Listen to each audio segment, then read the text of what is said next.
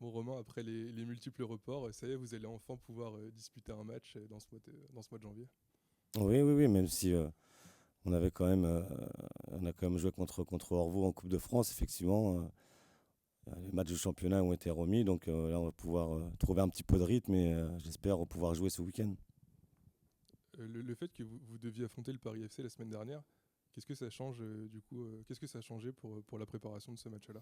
Bah, fondamentalement, pas grand-chose, parce qu'on voilà, on l'avait déjà étudié auparavant, Paris FC, on connaît voilà, un petit peu comment cette équipe s'articule, mais c'est surtout le fait de retrouver une certaine forme d'intensité dans les contenus de séance d'entraînement, puisque on va manquer certainement un peu de rythme. Donc fondamentalement, ça ne change pas grand-chose, si ce n'est le fait de retrouver des intensités qui se rapprochent au maximum du match. Voilà.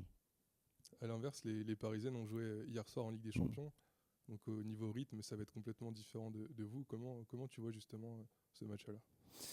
Bah, au niveau du rythme, effectivement, ça va être différent. Après, est-ce qu'ils ont un autre match de coupe contre Chelsea? Donc, est-ce qu'on va mettre l'équipe type contre nous? Est-ce qu'elle va profiter du match de Coupe de France, puisqu'en Champions League, c'est pas encore complètement fait?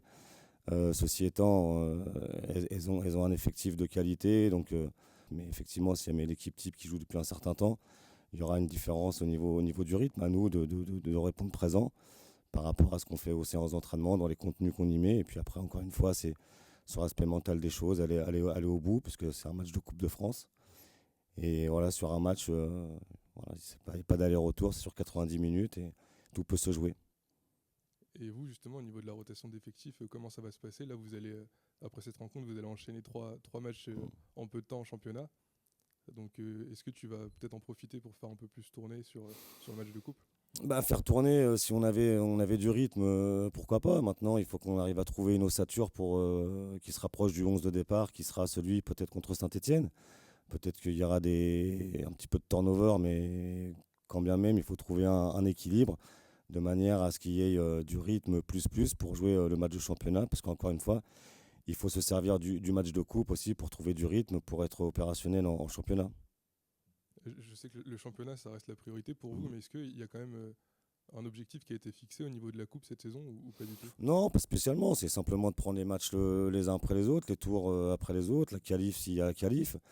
Mais encore une fois, je vous l'ai dit dernière fois, c'est d'engranger, voilà, de manière à avoir du rythme et d'avoir une deuxième compétition en parallèle du championnat pour qu'on soit amené à finir le championnat le mieux possible d'un point de vue athlétique des choses. On sait très bien aussi que quand il y a des coupures, avec les trêves internationales, les matchs remis, etc., c'est compliqué de meubler aux séances d'entraînement parce que rien ne remplace les compétitions.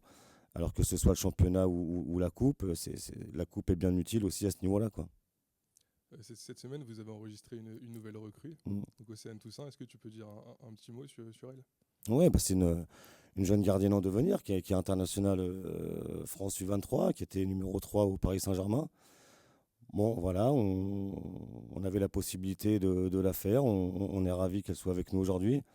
Et puis, on est dans le même esprit qu'avec Inès Benyaya. On est là pour l'accompagner, pour lui donner potentiellement du temps de jeu. Et puis, voilà, de trouver un échange gagnant-gagnant avec ce prêt. Et au niveau du reste de l'effectif, est-ce que tout le monde sera disponible pour ce week-end ou il y aura d'autres absentes? Bah, pour l'instant, il n'y a plus grand monde dans l'infirmerie. Donc, c'est déjà une bonne chose. Le staff médical fait le job. On est en train de voir pour remettre tout le monde sur pied pour le match de Saint-Etienne.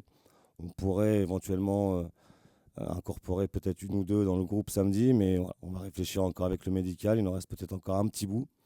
Mais l'intérêt, c'est de vider l'infirmerie. Et aujourd'hui, elle est pratiquement vide. Ouais.